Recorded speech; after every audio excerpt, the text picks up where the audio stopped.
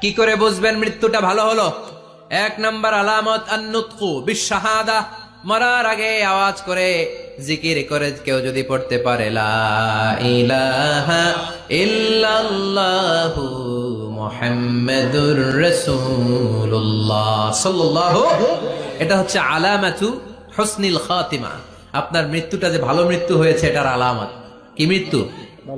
সবাই বলেন ভালো মৃত্যু আমরা চাই কি চাই না?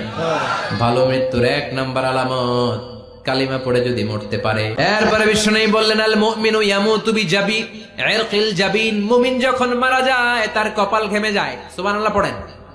হাত ঘামে না, পা ঘামে না, মুমিনের কপাল ঘামে। সুবহানাল্লাহ। এজন্য কেউ মারা গেলে কপালের মধ্যে হাত দিবেন, দেখবেন ওই ঘামের মধ্যে একটা জান্নাতি ঘ্রাণ আছে। সুবহানাল্লাহ। আল্লাহ, আমরা যখন মরে যাব আমাদের কপালটা যেন এরকম ঘেমে যায়।